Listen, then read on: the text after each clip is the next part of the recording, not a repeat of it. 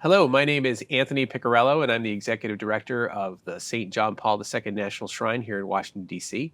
I'm privileged today to be joined by Carl Anderson, the immediate past Supreme Knight of the Knights of Columbus, also a member of the faculty of the John Paul II Institute on Marriage and Family, and of course, a great expert on the life and legacy of St. John Paul II. So welcome, Mr. Well, Anderson. thank you very much for the invitation.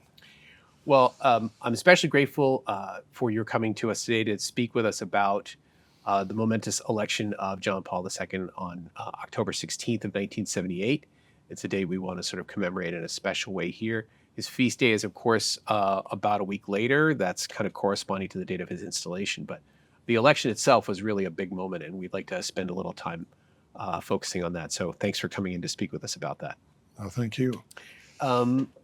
If you could, why don't we start a little bit with the context? It's an extraordinary time in October of 1978. There's a lot going on in the church, in the world.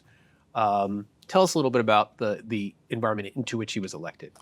I think that's the only way you can really understand fully the dramatic impact of his election. But I'd even go back a few years earlier to say like 1968, go back a decade. In the United States, we had riots. We were losing the Vietnam War. Martin Luther King was assassinated. Robert F. Kennedy Sr. was assassinated. And then a few years later, Richard Nixon is resigning the presidency. So a lot of uncertainty. At the same time, you have this huge cultural upheaval, especially among younger Americans with Woodstock. I don't know whether people remember Timothy Leary, Tune In, Turn On, and Drop Out. Sort of a drug culture taking place. And institutions were seen as old-fashioned and out of date and not relevant any longer. There were a lot of scientists saying that the population explosion, which they refer to as a population bomb, was going to result in hundreds of millions of people in the 1970s starving to death because of overpopulation. And what was the one institution internationally standing in the way of the needed population control mechanisms to save the planet was the Catholic Church. And the figure of that was an increasingly elderly and infirm Pope, Pope Paul VI, who has been canonized, now Saint Paul VI. But at the time, tremendously criticized under a tremendous barrage of, you could even say, hate by many. One of the terrible things in 1978 was the kidnapping by the Red Brigade, a very Marxist terrorist organization of Rome that kidnapped his good friend, the former prime minister of Italy, and assassinated him after keeping him in captivity almost 2 months. So an infirm elderly pope finally dies at age 80, and then the conclave and the cardinals decide we need a younger, more vigorous pope, and they elect John Paul I, 65, so younger, who's come down in history as the smiling pope. And people looked at him immediately and said, wow, there's somebody that can really pick up the church now and lead us forward. And dramatically, within 2 months, he dies of a heart attack. And so if you want to use a popular phrase a few years ago, I think the church maybe was in shock and awe. That all of this was going on, heavy criticism, then there was a new beginning, and suddenly the new beginning was over. Sure. And so they go into the conclave to elect the new pope. So the year of 3 popes. Right. And we have here at the shrine a wonderful photograph of Cardinal Wojtyła walking into the conclave. And just as a reporter asks him, do you think, the Cardinal, you can be elected pope? And Wojtyła looks at him and smiles and points to himself and says, me? I have a return ticket. And the photographer snaps the photograph of him. But day 2 of the conclave, he's elected. Wow. And so that evening, they come out on the balcony, and the announcement, we have an announcement of great joy, Habemus Papam, and then John Paul II comes out.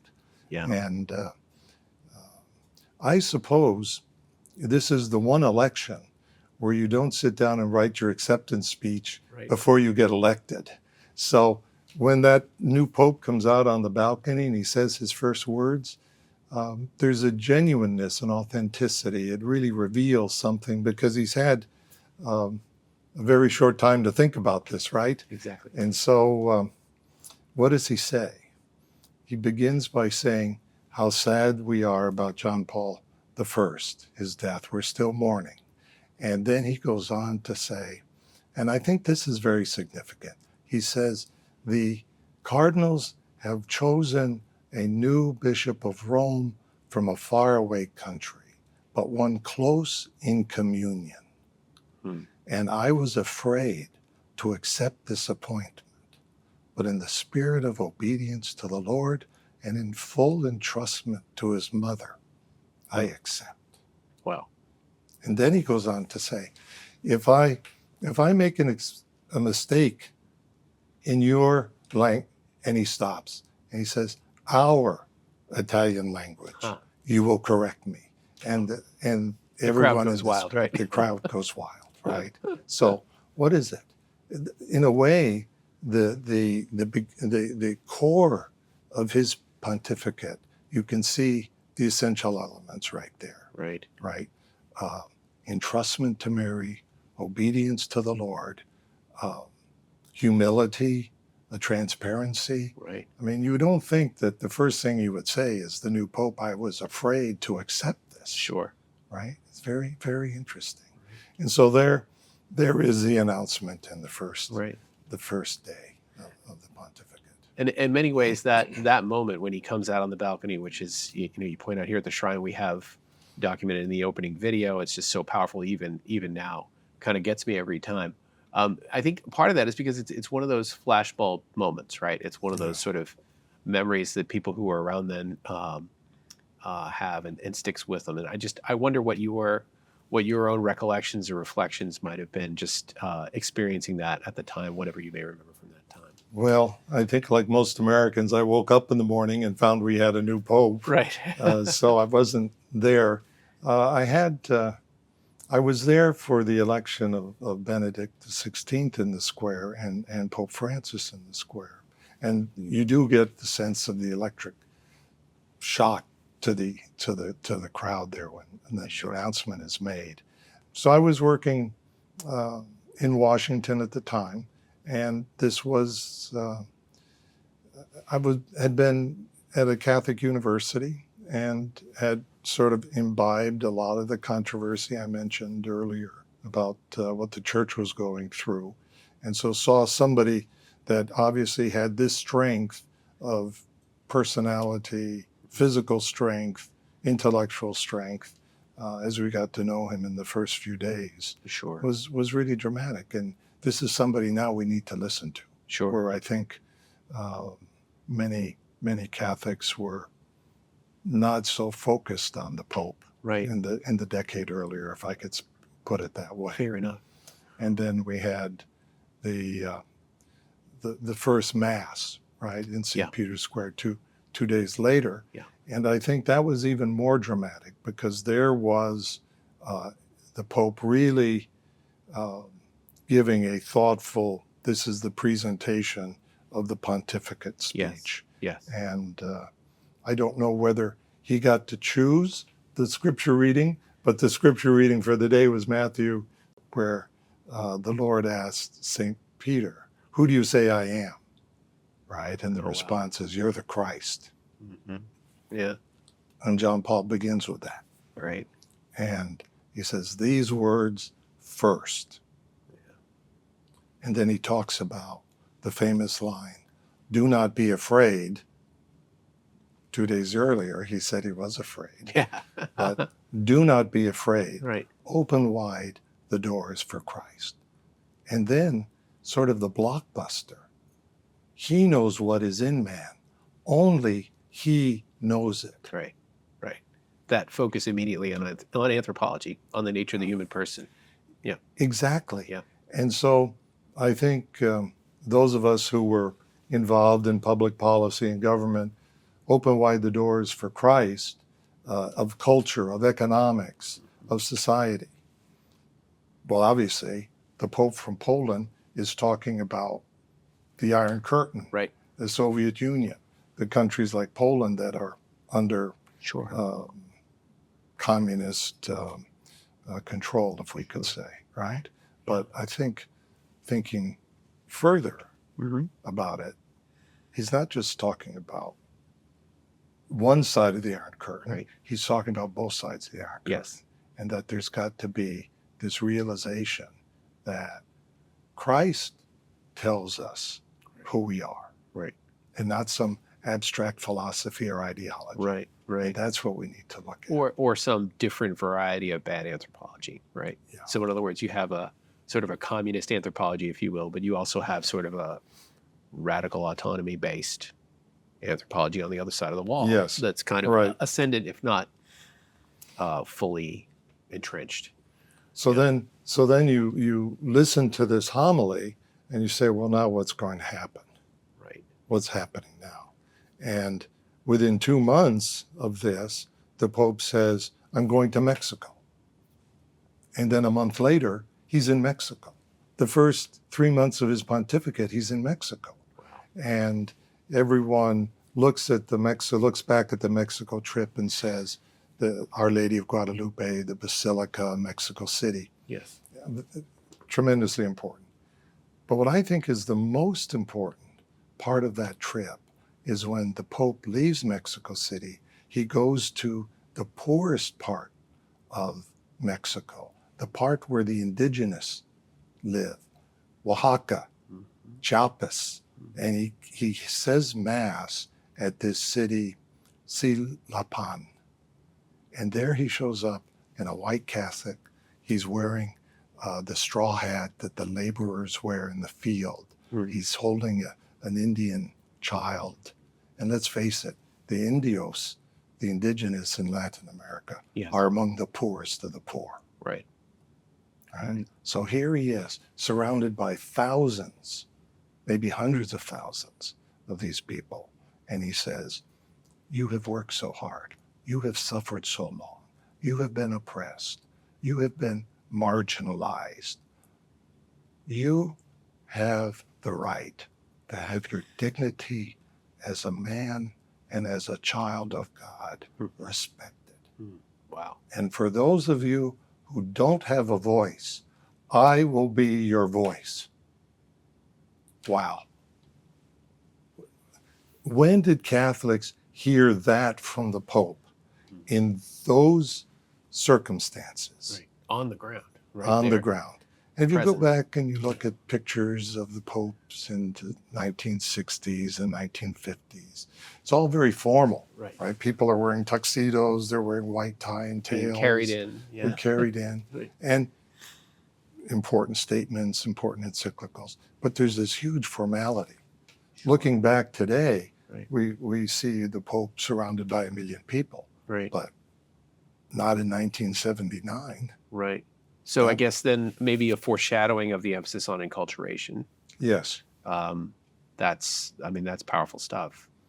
And also I've heard it noted that the Mexico trip in many ways laid the foundation for his first return to Poland. I think that's right. And I think many historians will say that once there was this tremendous response to the Pope's visit in Mexico, it was impossible really for the communists in Poland to say, you can't come home Right. for a visit, right? But if they had paid attention to what he had said at Silapan, that I am the voice for the poor, I am the voice for justice, and you are a child of God and entitled Right. to respect. Now, what were the communists saying? You're a product of an economic system, Right. and history will solve your problem, and the Communist Party will solve your problem. Well, which message would you like to sell? Right. You're a child of God and therefore of tremendous dignity and entitled to respect? Or you're a child of an economic system or a historical process, which we can take it or leave it in terms of the outcome here for you personally. Sure. Right. So again, you kind of see the trajectory that So he set it out. He's pointing. Yeah. Right. And then 4 months later, he's in Poland. Right. And of course, we know that trip changed the world. And it was like the other part of the message, because not only now is the Catholic Church and the Pope on the side of the poor and the exploited and the disadvantaged and the marginalized, but his message in Poland is, you cannot keep Christ out of the history of this people. Right. Which is the whole communist thing, Yeah. right? Because economics tell us where we're going, not God, and God is just this illusion of the exploitive class to keep the people under their thumb. Right. Right. And they had done a marvelous job of alienating people, right? So the whole idea of Marxism is Marxists will overcome the alienation of the worker, but their strategy was to keep people alienated. But when millions showed up to see the Pope and they saw, wow, there's millions of us, right? And we believe the same thing, and we're all members of the body of Christ, and we're all part of this church. It's not a big jump to move from that to an idea called solidarity. Right. And once you've hit that flashpoint, then you've created a movement. And again, he was calling them back to their roots, their Christian heritage, their national heritage, again, from which there had been alienation. So again, a different salve to the experience or the suffering of alienation, and plainly one that was sort of more effective, more profound. Okay, and now 4 months later, he's in Ireland. Okay. And Ireland is extraordinary because, well, he wants to go to Northern Ireland. But weeks before he's to arrive, the Provisional IRA assassinate Lord Mountbatten and kill him and his grandchild and some other members of the family and the crew of his yacht. And then they ambush a British military unit and kill many British soldiers. So it's impossible for him to go to Northern Ireland. So he selects a city as close as he can get to the border, Drogheda. And Drogheda is a city that every Catholic in Ireland knows because it's the scene of the greatest massacre of Catholics in Irish history. Oh boy. Cromwell's army takes the city and within 3-4 hours kills 2,000 people in the streets. And of course, the terrorists are saying, you see the history? See what they've done to us? Of course, we have every right to strike back. Mm-hmm. And so there's John Paul II on that historic site for his youth mass, right? So what does he say? Catholics cannot murder. They cannot use terrorism. They cannot kill to advance their cause. And on my knees, I beg you, wow, turn away from violence like this. Now, the homily ends, and there's 14 minutes of applause before the Mass can continue. Now, how many of us have been in a Mass where the homily is met with 14 minutes of applause? Wow. A youth Mass. Now, Mao Zedong had once said that the gorilla swims in the people like a fish swims in the sea. The gorilla moves through the people like a fish swims in the sea, which is what you could say about the terrorists. Right? And John Paul II that day said, the Catholic Church is no longer your sea, if there was any doubt about it. And the fact that hundreds of thousands of young Irish applauded that message sent a real message to the terrorists. It sent a message to the Protestants. Right. And you had a lot of Protestants in Northern Ireland saying, wow, for the first time we see that the Catholic Church is not secretly behind Right. the terrorism. Right. And even going to that site, given its history, could be seen as an inflammatory move Yeah, until yeah, he turns and basically lances the boil. Right. I mean, right. that's the And I think it's that kind of cultural change that made then the peace process that came years later right. possible. Well, again, these are younger people then, and in the late '90s, I suppose, is sort of when it Yeah, comes to fruition in many ways. but it's clear. I mean, if you have a whole generation of young Irishmen and women saying no to this, the terrorists understand their horizon has just been dramatically shortened. And that's what I think he did. Right. And then the next day he gets on a plane, comes to the United States, and says mass in front of 3 million people in Boston. Oh, wow. So talking about stamina of this Pope is tremendous. There's a wonderful picture of him, and I don't know when it was taken. It was taken obviously years before he was Pope, but his mountain climbing. We always knew he was Sure. a mountain climber, right? But it wasn't just hiking in the woods for him. There's this dramatic photograph of the side of a cliff where they have cut out a path, which is maybe like this, and there's a rope nailed into the side of the cliff, and you have to hold the rope. And if you let go of the rope, there's not enough room on the path to stand. Catch your balance, right? Right? So here he is with a backpack. He's hundreds of feet above the ground here, Oh boy. and he's going like this. So this guy has pretty good stamina Sure. there, physically Right. fit. So Wow. 3 million in Boston, and then he's coming to Washington, D.C., which is where we were living in, Right. outside across the Potomac. And the media was saying, oh, there's going to be a million people, 2 million people, be possible to move around D.C. You can't do it. So we decided to sit home and watch it on TV. And like an hour before, there's, maybe 200,000 people. But on the mall, Only. that's not very much, That's right? That's a small group. We're looking at the TV, we say, well, this is nuts. We're not going to sit here. There's not going to be millions of people arriving. So jump in a car. We've got our son is just a little over a year born, put him in the car seat, shoot into D.C., park on Capitol Hill, Mm-hmm. put Carl Jr. on my shoulders, and we're running down the hill. And just as we get to the mall, they close the road, and the Pope's motorcade comes by. And there's nobody, there's not very many people on the street. And he looks over, waves, wave back. So I guess that was our first meeting with the Pope. And then the street opens up, and we run back onto the mall. And like a lot of people, I guess we got to mass a little late that day. Right. Fair enough. But then we're listening. So what is he going to say? And looking there at the Washington Monument, and if you're looking at the monument the right time of day, you see that it's two different shades of white.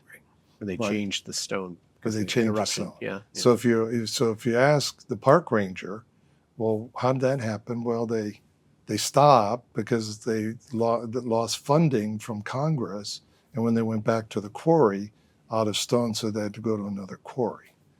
But they don't tell you why they stopped the funding. Civil War, wasn't it? It was the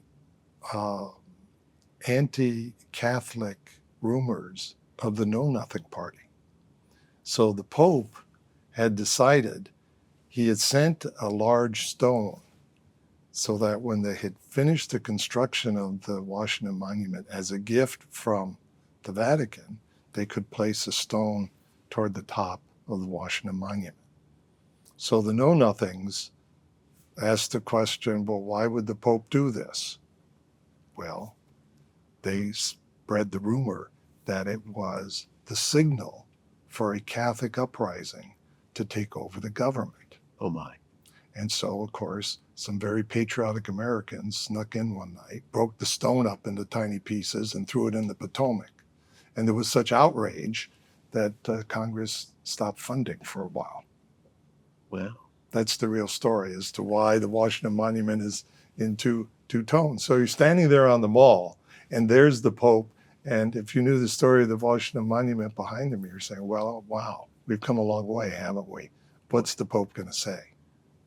And of course, if you think about President Kennedy's election in 1960, the first Catholic, I mean, the big question among a lot of Protestants was, well, is Pope going to be picking up the phone to you all the time, telling you what to do? Right. Right. And so Kennedy had to make it clear that that wasn't going to happen. But here's the Pope. Now, what's he going to say? And the amazing thing we know is, well, when life is threatened before birth, we will stand up and say. When the family is threatened, we will stand up. When the poor are neglected, we will stand up. So the Pope wasn't telling the president what to do. He was telling Catholics as American citizens, what should you do? What's your responsibility as a citizen? Right. So for somebody working in government at the time, wow, he's just set the agenda for us, hasn't he? Right. Right. Again, powerful stuff, especially given the location, right? Very, Yeah. very historic. Yeah. Wow. So you've spoken eloquently about these trips and their significance and sort of these key moments in these trips. There's another key moment in his first year. We've spoken about it here. And again, that was perhaps prefigured in certain ways from the early days closer to his election. That key moment is his first encyclical, Redemptor Hominis. Charter document for his pontificate, of course. Tell us a little bit more about that, and again, how it fits in this trajectory from sort of the moment of election and the through line to that encyclical and beyond. Well, John Paul II, as Archbishop and Cardinal, has a key role in the Second Vatican Council. He comes back from the council and he puts in place a whole strategy in his archdiocese to implement the council. And the publication of that in English is called Sources of Renewal, in which he says the mission of the council was to change the consciousness of the church and therefore change the consciousness of the believer into what it means to be a disciple. So his first encyclical, The Redeemer of Man, is to focus that consciousness on the teaching of the council, which in Gaudium et Spes, number 22, only in the mystery of the incarnation is the mystery of man made clear. Right. Fully revealed. Yep. Right. Fully revealed. And that's what the encyclical tries to explain. Now, there's been a lot of discussion about John Paul II or Karol Wojtyła as the philosopher, because he taught philosophy for 20 years at the Catholic University of Lublin, and he taught ethics. But he taught ethics based on a certain anthropology. And his anthropology, again, was an experiential kind of understanding of the human person. So what does the incarnation tell us about that? What does Jesus reveal to us about the mystery of human existence, if you could say that? And John Paul II says very clearly, Jesus, the Son, reveals the love of the Father. And the human person is created out of love, and his purpose is to love. And his life is meaningless without love, until he finds love, until he expresses love, until he gives himself a sincere gift of himself in love. And the example of that is Jesus. That's the central part of this encyclical, and it's the central part of his pontificate, right? Drawing the human heart closer to the heart of Jesus, right? To love as Jesus loves. And then he begins to break that out into various circumstances. Marriage and the family, right? That the husband and wife, to the mutual gift of each other and the loving relationship to each other, help each other find their discipleship in the Lord, their vocation and their salvation. The family, an image of the Trinitarian love of the Father, Son, and Holy Spirit. And then looking in society, right? And John Paul II starts talking about a civilization of love, right? Because if the human person is to be understood from his vocation to love, then the only type of society that's worthy of this vocation of the human person is a civilization of love. So he begins with that first encyclical to just expand the whole idea. And therefore, you have to ask yourself, if you take a look at so much of the ideology or philosophy of the West, somebody like Hobbes saying life is nasty, brutish, and short, right? And therefore you need government to be sort of this oppressive, totalitarian arbiter to keep everyone from killing each other. Is that your model? Or is the love of the Father expressed in the Son your model? Right. And again, these ideas have been sort of incubating within him for his entire life, especially, as you say, through his studies, but also through his pastoral work and how they're kind of married together as Archbishop, Cardinal, participation in the council. And then they begin to find expression right away, right? Immediately upon his election, we start hearing that refocus on the person of Christ, that refocus on Christ as revealing man to himself more fully. Yes, and I think that also obviously his vocation is to the priesthood, right? Yes. But in a way, his professional vocation was to be a professor and to work with college students. And we know that he used to go camping and hiking and kayaking with a lot of his students, men and women. And when those students became engaged and wanted to get married, he'd celebrate their marriages with them, and were lifetime friends, baptizing their children, confirming their children, being their spiritual advisor. So he understood really in a very pastoral, experiential way what young couples especially were going through in terms of the challenges of marriage and family, which we all face, but I think in a totalitarian communist regime, you face a little bit more strongly. And that influenced his philosophy, it influenced his theology, it influenced his pastoral approach as Archbishop and as Pope. Right. And again, as that sort of sub-vocation as philosopher married to the vocation, primary vocation as priest, but especially, I guess, as diocesan priest, right? In other words, he's doing what it is that a parish priest does in terms of engaging with the life of the lay faithful at all the sort of key moments, baptism, marriage, all those kind of key interventions. And the interesting thing as well is that while he was Pope, he continued to do some of that work privately with the families he knew. And so I know adults who, while he was Pope, he was their confessor. Right. Wow. So it continued. It continued, yeah. Again, it's remarkable to sort of see how this all fits together, and by way of focusing on that pivotal moment of election, you sort of see how things led up to it. You see how things emanate from it, and it's a powerful moment of reflection for us here at the Shrine as we reflect on it. So I'm really grateful for your willingness to spend time with us and talk about it. It's been really wonderful to talk. Well, thank you. It's a joy to remember these things and to kind of share them. Thank you.